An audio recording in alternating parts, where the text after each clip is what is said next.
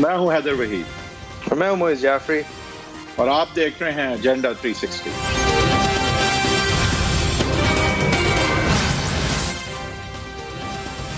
Welcome to agenda 360۔ اس national assembly کو جس تواتر سے ملنا چاہیے کیونکہ اس طرح نہیں ملی، اور کیونکہ اس نیشنل اسمبلی کے اندر ایک مقررہ منیمم ڈیز ہوتے ہیں، اس کو ایک کیلنڈر سال میں پورے کرنے ہیں، لہٰذا اس ہفتے، اس مہینے اور آئندہ آنے والے مہینے یہ ایک بزی کیلنڈر ایئر ہونے والا تھا، اور جو بجٹ سیشن ہے اس کے اندر بھی سپیچز جو ہیں وہ زیادہ ہوئیں، تواتر سے یومیہ طور پر نیشنل اسمبلی کی سیشنز جاری ہیں۔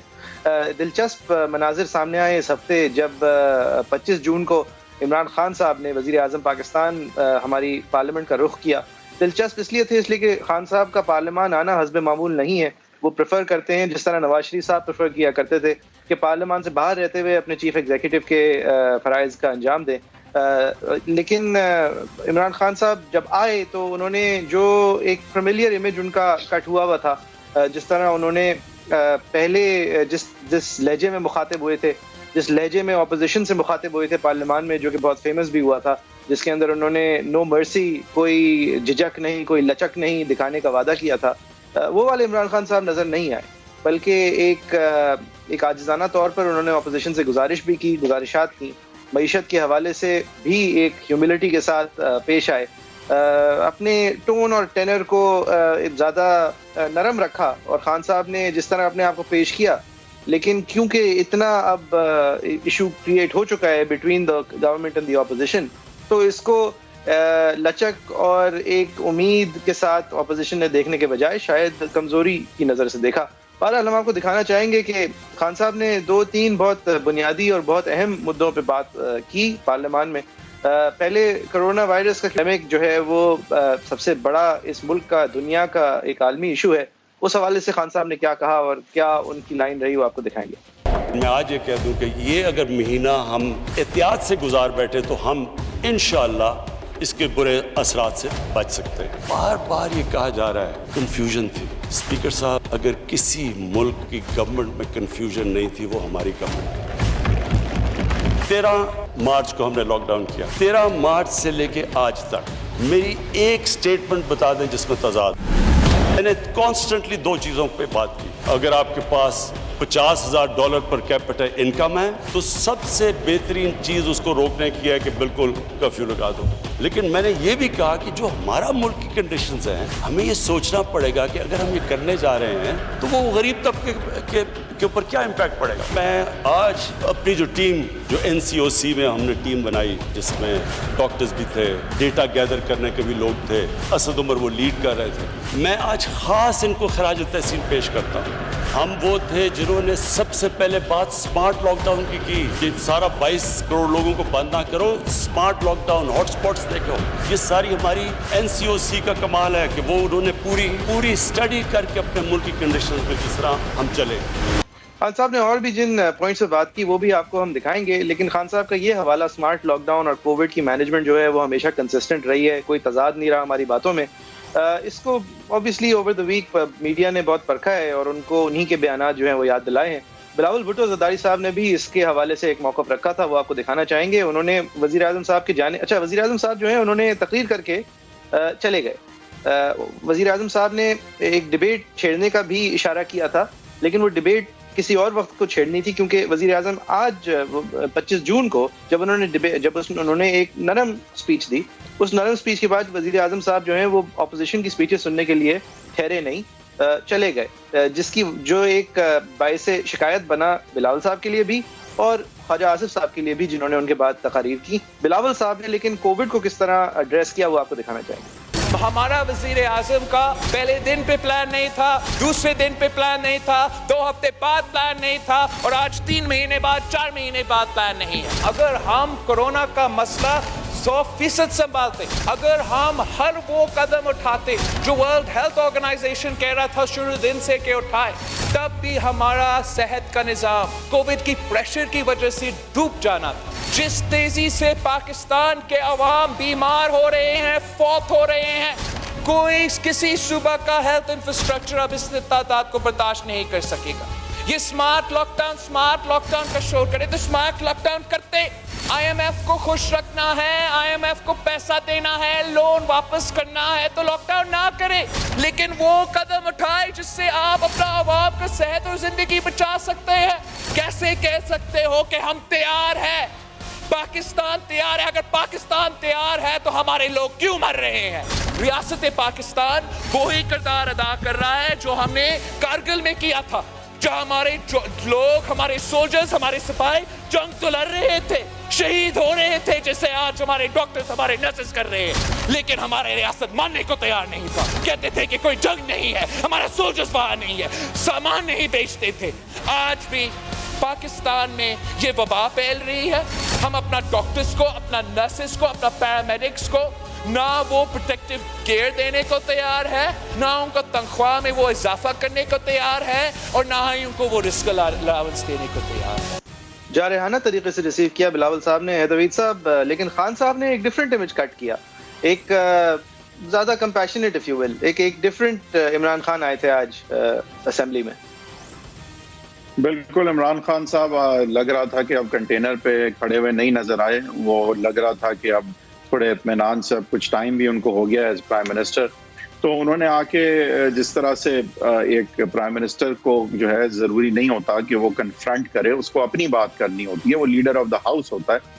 उन्होंने कोशिश की कि वो अपनी बात कर रहे हैं। इम्पॉर्टेंटली उन्होंने एक चीज़ की वजाहत की कि कोई तजाद नहीं रहा है उनकी कोविड की पॉलिसी में, उनके बयानात में, जो कि एक बहुत बड़ा बोन ऑफ कंटेंशन बना रहा है, जो आज अमवात हम देख रहे हैं या स्प्रेड देख रहे हैं। इसमें इल्ज़ाम खान साहब पे हमेशा यही लगाया जाता है कि इनकी डबल स्पीक की वजह से और इनका जो तजाद रहा सिंध हुकूमत के साथ, उसकी वजह से जो मैसेज और नैरेटिव अवाम तक पहुंचा, तो उससे यही तासुर अवाम को मिला कि ये कोई बड़ी बात नहीं है, लिहाजा SOPs को फॉलो करना इतना शायद अहम नहीं है। तो उसको इम्पॉर्टेंटली खान साहब ने एड्रेस भी किया और क्लैरिफाई करने की कोशिश की। उन्होंने अपने जो बनाए हुए कमेटीज थी और इदारे थे उनकी तारीफ की, और उन्होंने पूरी तरह से अपने स्टांस को बैक किया कि स्मार्ट लॉकडाउन ही हमारा जो है वो मैक्सिमम प्रोटेक्शन हो सकती थी, और ये हमारा मुल्क जो है उसको उन्होंने पूरी तरह डिफरेंशिएट किया उन ममालिक के साथ जहाँ पे एक कर्फ्यू लाइक लॉकडाउन मुमकिन हुआ था और मौसर भी हुआ था। तो वो उन्होंने दिखाने की यही कोशिश की कि वो तो हमारे लिए ऑप्शन ही नहीं था।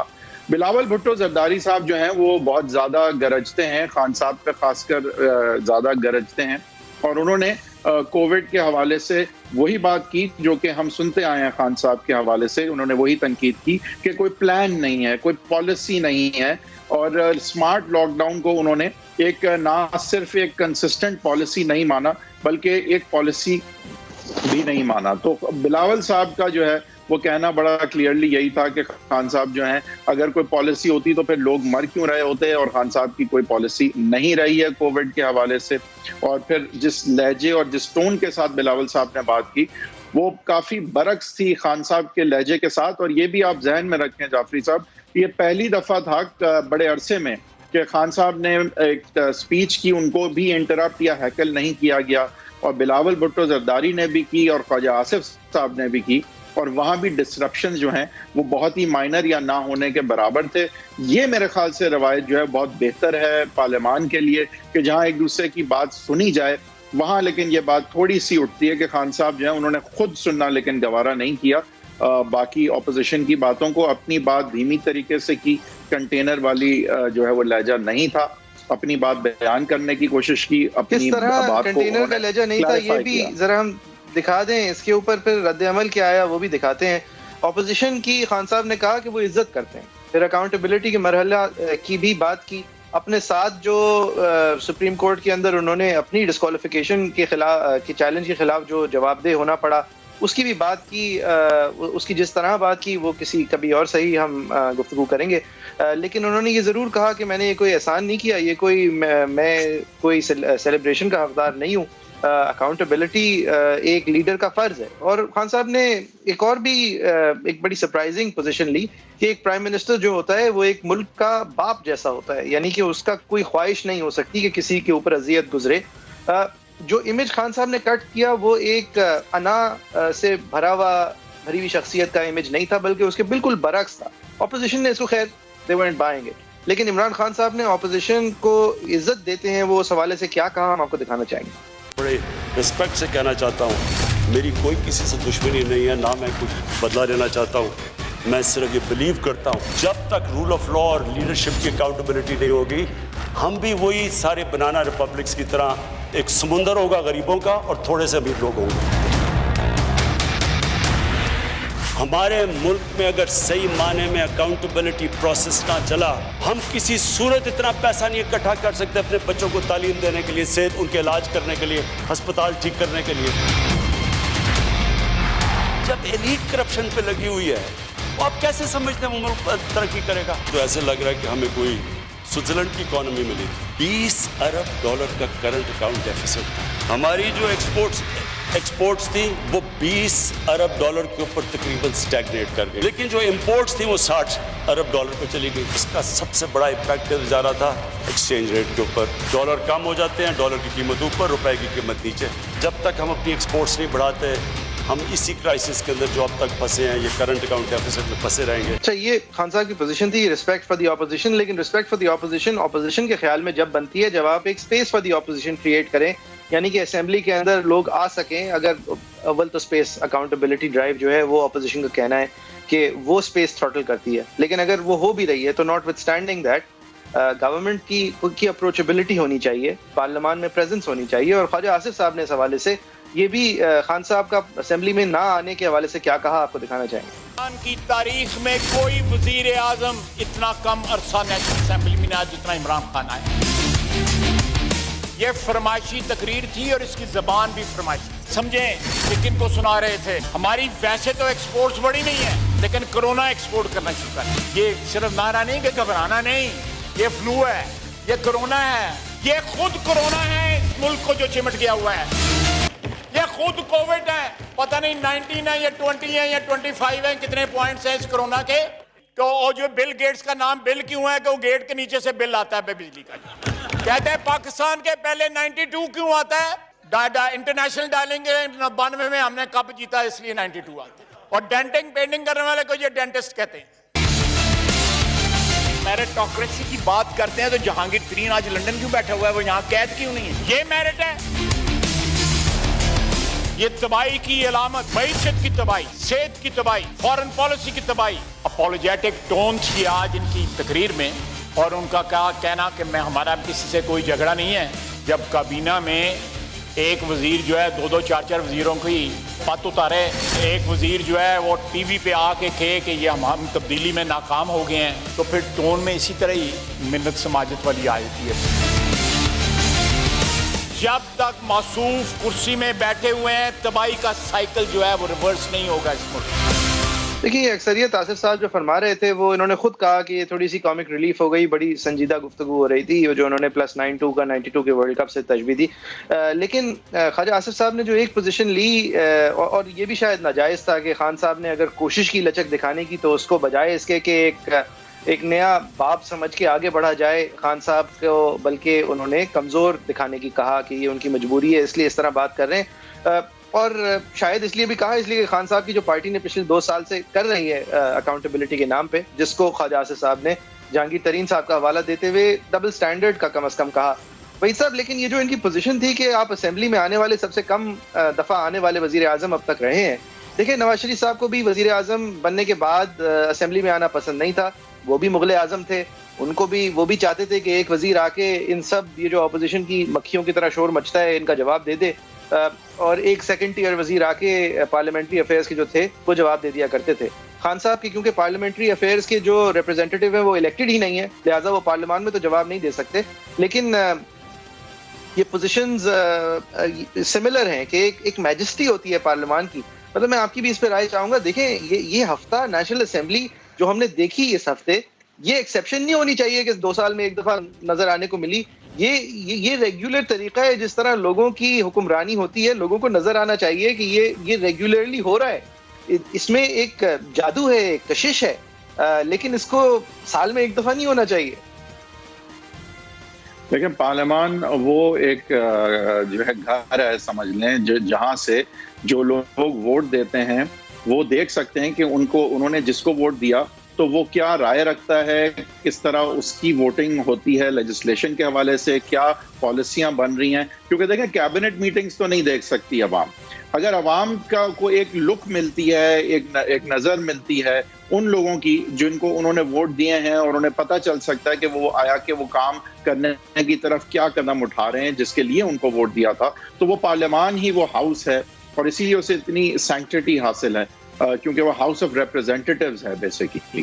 تو وہاں پہ نہ آنا جو ہے وہ ان اے وے ووٹر کی انسلٹ ہے, اور یہ خان صاحب نے نہیں, یہ سب کرتے آئے ہیں. خان صاحب نے جو ہے اس میں کوئی تبدیلی جو لانی تھی خیر وہ نہیں لائے, جو آئی تھنک وہ لے آئے, ابھی بھی لے آئے جی. خان صاحب کا وعدہ تھا, اگر آپ کو یاد ہو کہ ہر 2 ہفتے پرائم منسٹر کوسچن ٹائم ہوگا. بالکل. تو دیکھیں یہ روایت اگر سیٹ ہو جائے, اور لیکن اس کے ساتھ ہو کہ کوئی اپوزیشن سے جو ہے انٹرفیئر نہیں کرے گا, اپنے ٹائم پہ سب بولیں گے, اس طرح سے ہو تاکہ لوگ سنیں اور انہیں سمجھ آئے کہ جن کو ووٹ دیا تھا وہ کیا موقف رکھتے ہیں. اگر کووڈ ہے تو اتنی بڑی وبا, اتنے بڑے مسئلے پہ کیا کرنا چاہتے ہیں, کیا ویوز رکھتے ہیں, کیا قانون سازی, کیا پالیسی. تو یہ ایک جو ہے نا ونڈو ہوتی ہے جس سے عوام دیکھ سکتی ہے کہ ان کے منتخب کیے ہوئے نمائندے کیا کر رہے ہیں ان کے انٹرسٹ کے لیے, ان کے مسائل کے حوالے سے. تو اس کی سینکٹیٹی بالکل برقرار رکھنی چاہیے. اچھی چیز یہ ہوئی خان صاحب آئے, اچھی چیز یہ ہوئی کہ وہ آئے بھی, اور پھر ایک دھیمے انداز میں, ریلیٹیولی دھیمے انداز میں انہوں نے اسپیچ کی, اپنے موقف کی وضاحت کرنے کی کوشش کی, اور تھوڑا سا اگر وہ بس رہ جاتے اور باقیوں کو بھی سن لیتے تو میرے خیال سے it would have been a good day at the office for the Prime Minister. صحیح. Of course we haven't really talked about that one blooper. But we haven't talked about that one blooper right now. نہیں اس پہ بھی آئیں گے. بلاول بھٹو زرداری صاحب نے, لیکن کیونکہ وزیر اعظم صاحب اپنی تقریر کر کے چلے گئے تو پھر انہوں نے چیلنج ضرور ایک پیش کیا کہ وہ کسی بھی پوزیشن پہ, کسی بھی فورم پہ, ٹیلی ویژن پہ بھی اس وزیر اعظم صاحب کے ساتھ ہیڈ ٹو ہیڈ کسی بھی موضوع پہ ڈیبیٹ کرنے کو تیار ہے. کس طرح کہ آج بھی یہ تقریر میرے لیے نہیں تھا, یہ تقریر سلیکٹرز کے لیے تھا, عوام کے لیے نہیں تھا. میں چیلنج کرتا ہوں وزیر اعظم صاحب کہ یا ادھر آ کے ڈیبیٹ کرے, فیس ٹو فیس ڈیبیٹ کرے, یا ٹی وی پہ, آپ کا بڑا شوق ہے ٹی وی پہ جانے کو, کہیں نہ کہیں آئے تاکہ آپ جو جھوٹ اس قوم کو کھلاتے ہیں اس کو جواب آپ کو دینا پڑے گا. حکومت کوئی کام کرنے کو تیار نہیں, اور اب یہ ہارا ہوا کٹ پتلی آتا ہے اس ہاؤس میں, کمزور تقریر کرتا ہے اور چلا جاتا ہے. جی. یہ بلاول صاحب نے اگریشن تو جس طرح انہوں نے دکھایا وہ تھرو آؤٹ اسپیچ دکھایا, لیکن خان صاحب کو ایک چیلنج اس طرح پیش کیا کہ شاید خان صاحب کا مزید اس نرمی کے ساتھ اس اپوزیشن کے سامنے پیش آنا مشکل ہو جائے. خان صاحب نے 2 بین الاقوامی امور کے حوالے سے بھی باتیں کی, جس طرح وحید صاحب نے اشارہ کیا. جو دوسری بات تھی جس کی میں بات کروں گا وہ شاید ایک بہت بڑی غلطی تھی, لیکن خان صاحب نے نریندر مودی کے حوالے سے جو بات کی اور اس حوالے سے جو پاکستان کی پوزیشن کی کلیریفیکیشن تھی وہ میں آپ کو دکھانا چاہوں گا. بات بھی کی نریندر مودی سے کہ کشمیر کا ہمارا ایشو ہے تو یہ ہم بات چیت سے حل کر لیں. ہمارا کشمیر کا ایشو حل ہو جائے تو بہت بڑی ایڈوانٹیجز ہیں, دونوں ملکوں کو بڑی ایڈوانٹیجز. غربت اگر کم کرنی ہے تو ٹریڈ آپس میں کر دو, پھر الیکشنز ہو گئے. لیکن جیسے ہی ان کا الیکشن ہوا تو وہ اور ہی طرف ان کی ایروگنس چلی گئی. ہمارا مقابلہ یہ کوئی انٹرسٹ کے اگینسٹ نہیں ہے, یہ انڈیا اپنے انٹرسٹ نہیں پروٹیکٹ کر رہا, ہمارا ایک آئیڈیالوجی کے خلاف مقابلہ ہے. یہ ایک ہندوتا, ایک ہندو سپریمسسٹ, ایک فیشسٹ, ایک نازی انسپائرڈ آئیڈیالوجی کا مقابلہ ہے. وہ پاکستان کو سمجھتے نہیں ہیں کہ جس سے کوئی ان کے تعلقات اچھے ہونے چاہیے. وہ ہمیں ایک ادھر دبا کے رکھنا چاہتے ہیں جو اس وقت ہندوستان میں مسلمان دبایا ہوا. انہوں نے کئی جگہ پہ پاکستان کے کشمیر کو, اپنے آزاد کشمیر کو اندر شامل کیا ہوا. کشمیر ایشو ایک ایسا ہے جی کہ میرے خیال میں یہ پوائنٹ آف نو ریٹرن پہ پہنچ گیا. ہندوستان جو 8 لاکھ فوج وہاں رکھ کے ان کو دبانے کی کوشش کر رہا ہے, بندوق کے زور پہ وہ کتنا چلے جائیں گے. 80 لاکھ لوگوں کو اس طرح دبا کے یہ انسسٹینیبل ہے. انشاءاللہ یہ کووڈ کے بعد یہ اب رک نہیں سکتی موومنٹ. جی. خان صاحب نے دیکھیں اب بین الاقوامی طور پر یہ جو پوزیشن لی ہے, یہ نریندر مودی کی جو جبر ہے اس کی حکومت کا, اس حوالے سے جو پاکستان کی پوزیشن ہے خاص طور پہ عمران خان صاحب کے فیس کے ساتھ, یہ کافی پاپولر ہوئی ہے دنیا میں. ہم لوگ کنسسٹنٹلی ایک ریشنل, ایک باعزت, ایک طریقے کی بات کرنے والے ملک اس میں نظر آئے ہیں. ہم ہیومن رائٹس کی بات کرتے ہوئے نظر آئے ہیں. ہم ایک ظالمانہ جابرانہ طور حکومت کے خلاف بات کرتے نظر آئے ہیں کشمیر میں. جب آپ یہ باتیں کرتے ہیں تو آپ اپنے کاز کو نقصان پہنچاتے ہیں. جب آپ دوسری طرف اسی دن یہ کہیں. نہیں لیکن ایک سیکنڈ یہیں رک جائیں پہلے آپ کہ دیکھیں یہ جو انڈیا کی بات کرتے ہیں نا خان صاحب, اس میں ایک انٹرسٹنگ چیز یہ ہے کہ وہ اٹیک کرتے ہیں ایک آئیڈیالوجی کو جو انڈیا میں اس وقت پریولنٹ ہے, ایک پولیٹیکل پارٹی کو جو اس آئیڈیالوجی کو فالو کر رہی ہے, ایک ایسے لیڈر کو جو اس آئیڈیالوجی کو لیڈ کر رہا ہے. وہ انڈیا اور انڈیا کے نیشنل انٹرسٹ کو علیحدہ کر کے دکھانا چاہتے ہیں, جو کہ آئی تھنک اچھی بات ہے کہ انڈیا کے لوگ اور انڈیا کے نیشنل انٹرسٹ کے برعکس ہے مودی صاحب. یہ آئیڈیالوجی جو ہے یہ انڈیا کی سیکولرزم کے برعکس ہے, مہاتما گاندھی کی ٹیچنگز کے برعکس ہے, نہرو کی ڈیموکریسی کے برعکس ہے, اور اس آئیڈیالوجی کو بالکل انڈیا کے بھی نیشنل انٹرسٹ سے سیور کیا جا سکتا ہے, کیونکہ یہ انڈیا کے لیے بھی اگر کوئی آپ آبجیکٹیولی دیکھیں, کم سے کم میرا ویو تو یہی ہے کہ ان دا لانگ رن یہ ایک مفید بات نہیں ہوگی انڈیا کے لیے.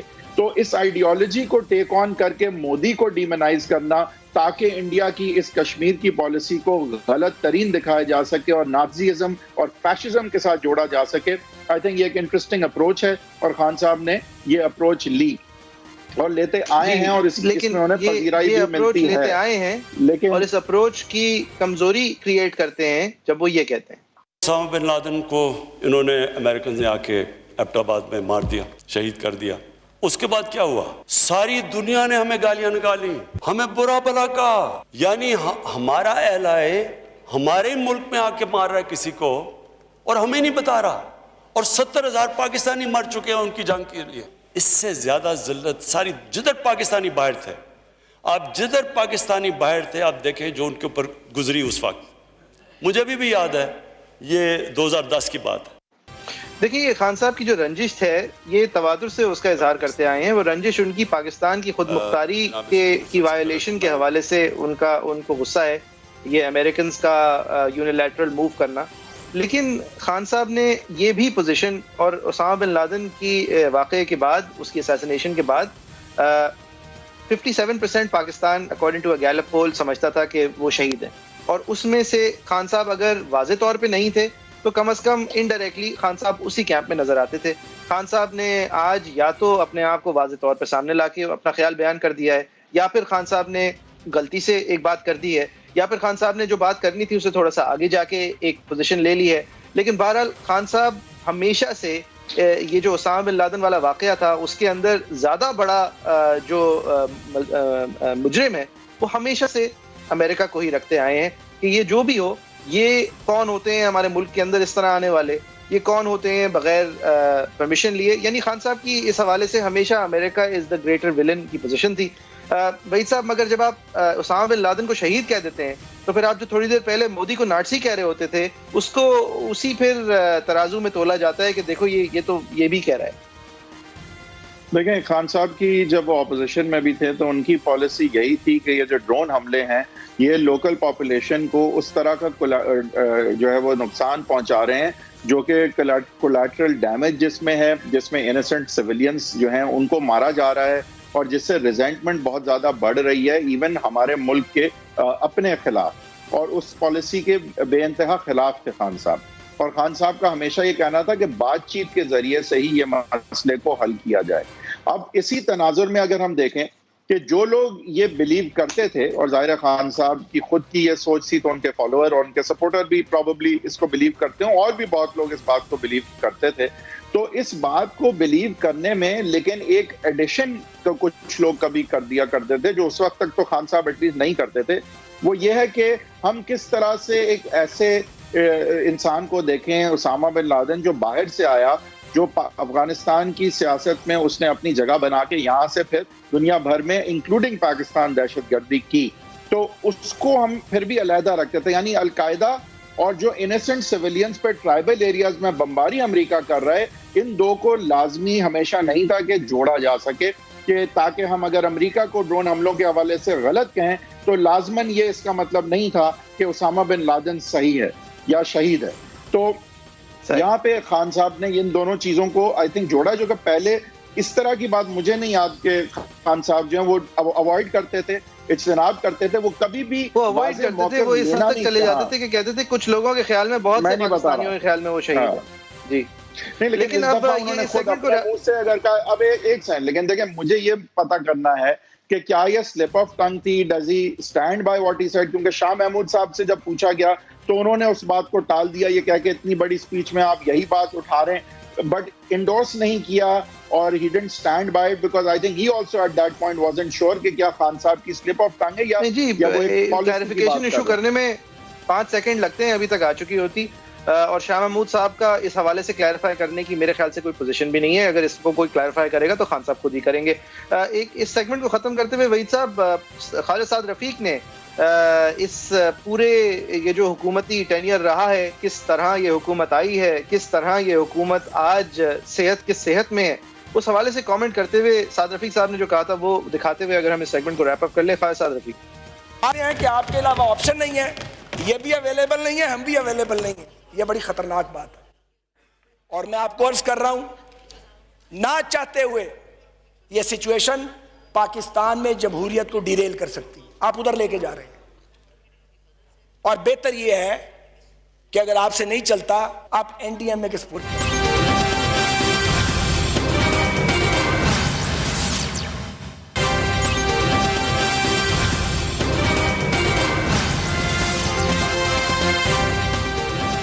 Welcome back.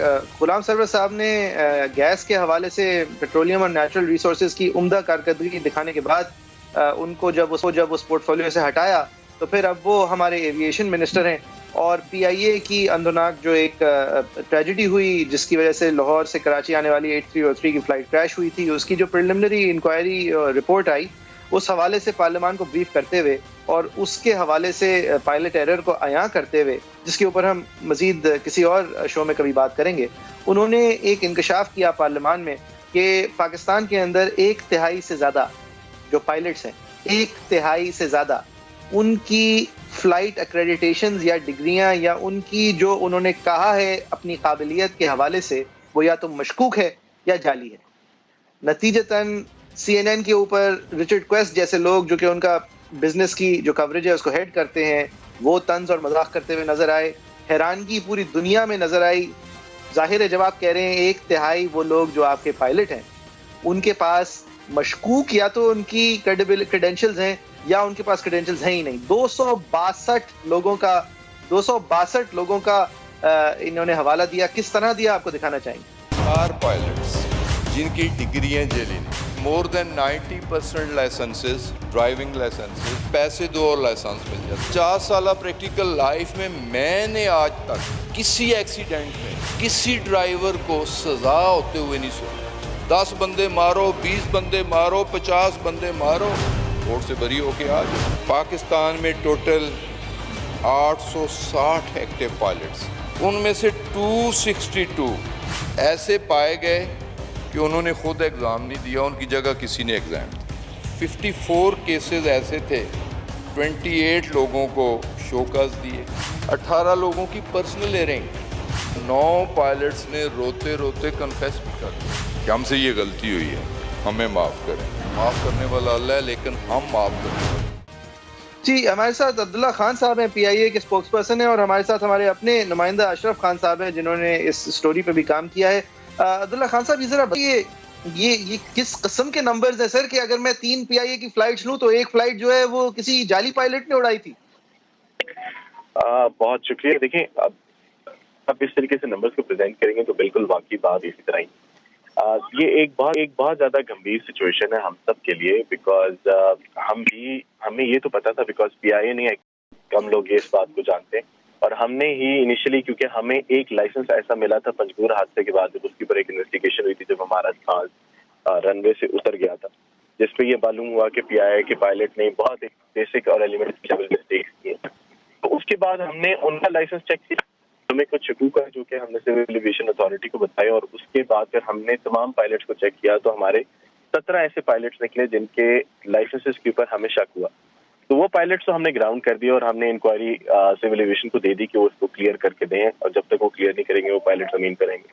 لیکن جو وہ اس کے بعد جو فردر انکوائری کی گئی جو کہ حکومت پاکستان نے کی, انہوں نے ریگولیٹر کو اس میں شامل نہیں کیا, انہوں نے انڈیپینڈنٹ انکوائری کی. اس کے اندر جو नंबर मिनिस्टर साहब ने परसों रिवील किया था, ये तो वाकई बहुत ज्यादा है। जी, अब्दुल्ला खान साहब से हमारी बात हो रही थी, उनकी लाइन मेरे ख्याल से डिस्टॉर्टेड थी, देन ड्रॉप हो गई। उन्होंने ये 17 लोगों का हवाला दिया। अशरफ खान साहब जरा वजाहत करें प्लीज, ये 17 पायलट्स नवंबर 2018 में ग्राउंड हो गए, उनको ये सारे नंबर्स का इल्म है कि 262 लोगों की डिग्रीज मशकूक हैं। रेगुलेटर का काम है उन डिग्रीज को वेरीफाई करना। आज हम ये जून 2020 में क्यों सुन रहे हैं, और ये 17 से 262 कैसे बने हैं?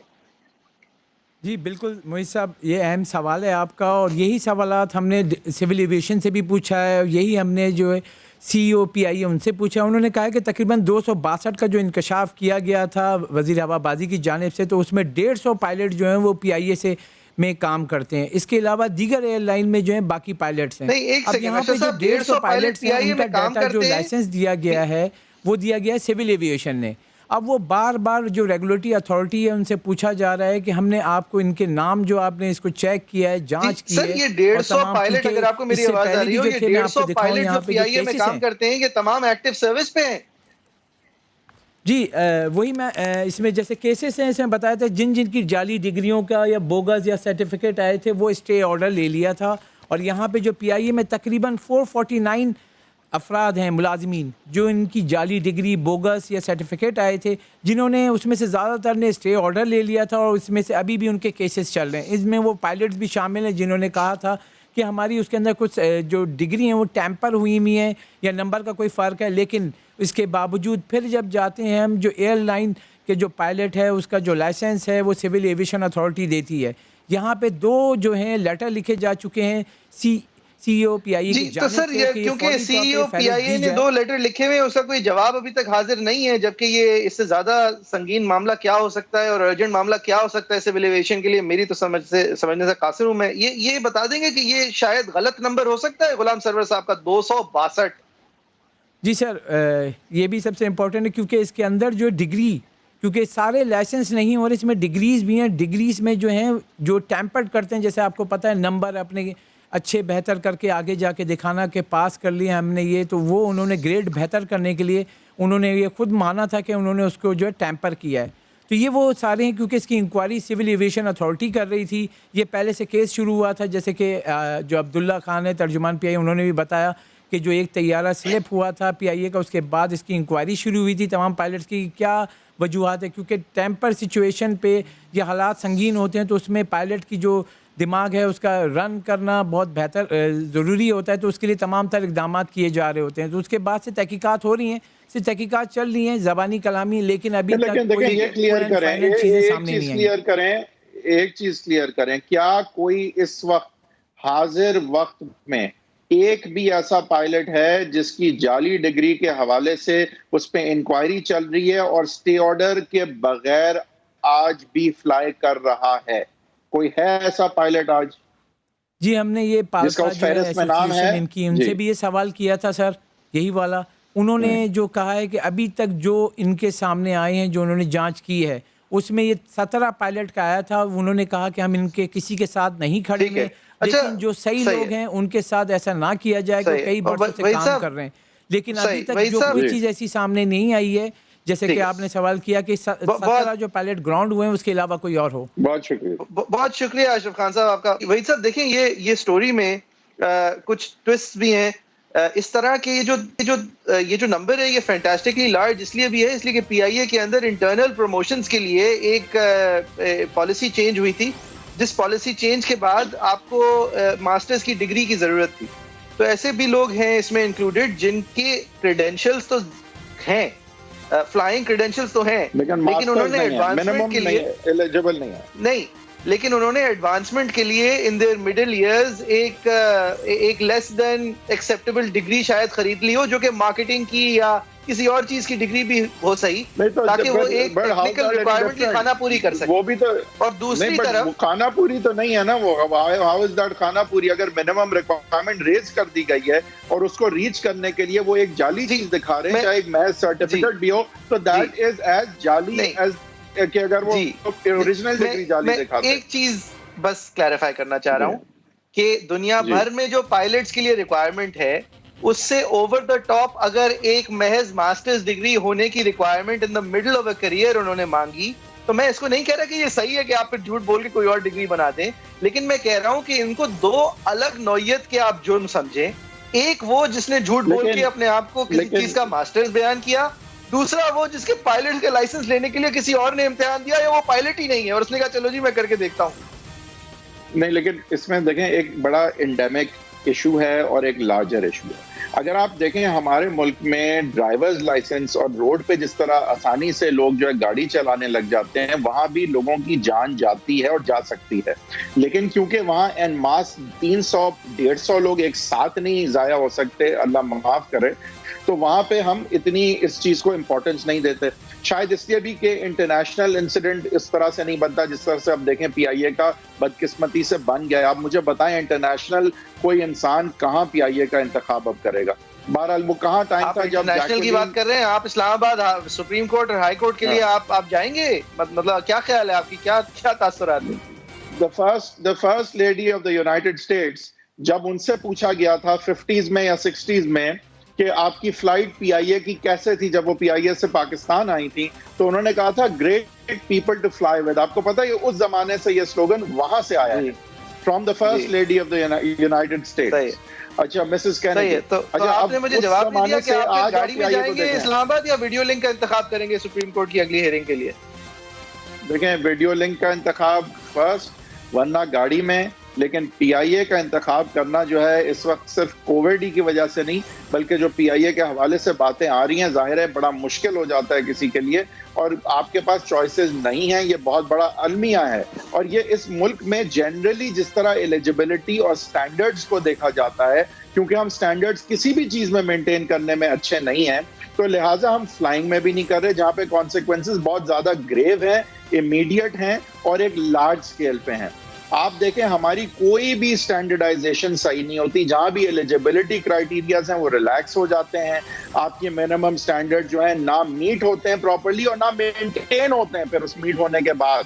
تو یہ ایک لارجر انڈیمک سسٹمیٹک مسئلہ ہے ہمارے ملک کا، جس کا ہمیں کچھ کرنا ہوگا. اس سے میں absolve یا بری الذمہ یا کہیں سے بھی I don't want to take the attention away from PIA, but I do think کہ یہ جو ہے نا ایک انڈیمک مسئلہ ہے ہمارے ملک کا کہ ہم سٹینڈرڈز کو امپورٹنس نہیں دیتے. لیکن اگر یہ غلط ثابت ہوا، یہ 262 860 پائلٹس میں سے 262 کا جعلی پائلٹ ہونا، اگر یہ غلط ثابت ہوا تو یہ غلام سرور صاحب دیکھیں اس حکومت میں سے نکلنا، مکمل طور پہ اس کابینہ میں سے نکلنا تقریباً ناممکن ابھی تک پایا گیا ہے.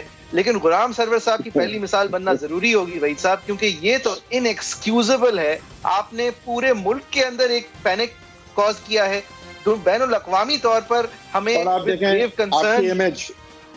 کی امیج، آپ کے ملک کی امیج، آپ کے لوگوں کی زندگی، آپ کے لوگوں کا اعتماد، آپ کی معیشت. دیکھیں ایئر لائن کے بغیر مطلب بہت مشکل ہو جاتا ہے. یہ ٹرانسپورٹ یا movement from one province to another, it's a constitutional right, it's an economic necessity. یہ بہت بڑے ایشوز یہاں انوالوڈ ہیں جس کو پی آئی اے نے مد نظر نہیں رکھا، اپنے سٹینڈرڈز مینٹین نہیں کیے. اور دیکھیں اس میں ایک اور چیز یہ، اس کو بالکل اس طرح لیں، and this is actually worse, but اس کو اس طرح لیں کہ آپ کے 800 ڈاکٹرز میں اگر 250 ڈاکٹرز کی جعلی ڈگری اور وہ ڈاکٹر ہی نہیں ہیں، تو آپ کیسا فیل کریں گے؟ آپ کو کتنا اعتماد ہوگا اپنے ہیلتھ کیئر سسٹم پہ، اپنے اسپتالوں پہ، اپنا علاج کروانے کے حوالے سے اس ملک میں؟ اسی طرح سے اس کو آپ لیں کہ ایک پائلٹ، اس کے ہاتھ میں زندگیاں ہیں. لیکن یہاں پہ بھائی صاحب آپ نیگلیجنس دیکھیں، ایک ریگولیٹری اتھارٹی ہے، اس کا کام ہے ویریفیکیشنز کرنا، اپنے آپ ٹیسٹنگ اور ایگزامینیشنز کرنا. دوسرے پہ ایک ایئر لائن ہے جس کا کام ہے اپنے پیسنجرز، اپنے کسٹمرز کا بھی خیال رکھنا، اور یہ ملٹی ملین ڈالر اکوپمنٹ کا بھی خیال رکھنا، اپنے انجینئرنگ کور کو کمپیٹنٹ رکھنا. یہ کس لیول کی، اگر نومبر 2018 میں ایک چیز شائع ہوئی ہے اور ہم آج اس کے بارے میں سیکھ رہے ہیں، اور کس طرح سیکھ رہے ہیں کہ ایک انکریڈیبل قسم کی سٹوری لائن کریٹ ہوئی ہے، تو یہ ہم کہاں کھڑے ہیں؟ نہیں، ہم نہیں کھڑے کہیں. اور یہ بھی دیکھیں وہ پلین بدقسمتی سے کریش ہوا تو یہ چیزیں جو ہیں وہ پھر سے لائم لائٹ میں آئی ہیں، ورنہ we had swept it under the rug it سی. تو دس اور از یہ بات واضح کرنا ضروری ہے کہ حالانکہ مبینہ طور پر پائلٹس ایرر اور پہلی بار لینڈنگ کرنے کی کوشش میں انجنز کا زمین پہ اسکریپ ہونا اور لینڈنگ کے لیے آتے وقت بہت زیادہ اونچا ہونا اور بہت زیادہ تیز ہونا مبینہ طور پر رپورٹ کے اندر وجوہ کریش بتایا جا رہا ہے، جو کہ ایروناٹک ایکسپرٹس نے تیسرے دن ہی کہہ دیا تھا انٹرنیٹ پہ ویڈیوز میں کہ ان کا خیال میں یہی ہوا ہے. لیکن پائلٹ کی سرٹیفکیشنز جو ہیں وہ مشکوک نہیں ہیں. یہ پائلٹ ٹیم جو تھی اس کے حوالے سے ان کے اوپر اس طرح کا کوئی الزام نہیں ہے وحید صاحب. لیکن نہیں ان پہ نہیں ہے. لیکن جعفری صاحب آپ سوچئے کہ جن کے کریڈینشلز پہ نہیں کوئی ابہام تھا وہاں پائلٹ ایرر بتایا جا رہا ہے، تو ہمیں کتنا اعتماد ان پہ رہ جائے جن کے کریڈینشلز اور ایلیجیبلٹی پہ ابہام ہے. تو یہ ایک بڑا ڈیپ روٹڈ مسئلہ ہے. کریش ہے نا، اس کے حوالے سے تو ہم ایک ڈیٹیل میں شو کریں گے، کیونکہ جس طرح لاسٹ ٹائم بھی ایئر بلو کی کریش ہوئی تھی تو جو اس کی آڈیو ٹیپ کی جو ٹرانسکرپٹ شائع کی تھی سول ایویشن نے وہ انکریڈیبل تھی. اور اس کے بعد یہ جو ٹرانسکرپٹ ہے اس آڈیو کانورسیشن کی جو غلام سرور صاحب نے جس کی طرف اشارہ کیا ہے کہ وہ آپس میں کووڈ-19 کرونا کی باتیں کر رہے تھے کہ کس کو ہو گیا کس کو نہیں ہوا. دیکھیں یہ ڈسٹریکشن جو ہے یہ میرے لیے شو کرتے ہوئے شاید ایک بیوقوفی ہے، میرا شو بہتر نہ ہو، لیکن ایک جہاز اڑاتے ہوئے جس میں سینکڑوں لوگ آپ کے ساتھ بیٹھے ہوئے آپ کے ہاتھ میں اپنی جان دیے ہوئے ہیں، تو یہ محض یہ ایروناٹکس میں ایک بہت میجر ایشو ہوتا ہے اگر دو لوگ آپس میں اس طرح ایک ڈسٹریکٹڈ ٹینجنٹ پہ نکل جائیں اور اس کا نتیجہ اس طرح آئے. لہٰذا یہ obviously یہ فائنلائز ہوگا، اور ہم جب فائنلائز ہو جائے گا تو یہ دونوں کمپیریٹیو بھی کریں گے. وحید صاحب ایئر لائنز کی جو پاکستان میں حالیہ دنوں میں کریشز رہی ہیں، کیا یہ کوئی سازش ہے؟ اس حوالے سے بھی لوگ قیاس رائیاں کر رہے ہیں. اسی لیے یہ بات واپس سے واضح کرنا ضروری ہے پروگرام کے آخر میں کہ غلام سرور صاحب کو ان 262 کے 262 لوگوں کو اب اکاؤنٹ کرنا ہوگا، کیونکہ اگر انہوں نے نہیں کیا اور اگر یہ محض ایک شوشہ تھا جس کی کوئی سبسٹینشیشن نہیں ہو سکی تو پھر غلام سرور صاحب از رسپانسبل کہ یہ جو اس وقت ساری چہمگوئیاں پاکستان اور اس کے سٹینڈرڈز کے حوالے سے ہو رہی ہیں. آپ لوگوں کی کیا رائے ہے؟ facebook.com/agenda360 @agenda360 سما ہمارا ٹویٹر ہینڈل ہے، @حیدر10 حیدر صاحب کا ٹویٹر ہینڈل ہے، JFERII میرا ٹویٹر ہینڈل ہے. انشاءاللہ ایک بار پھر 7:05 پہ حاضر ہوں.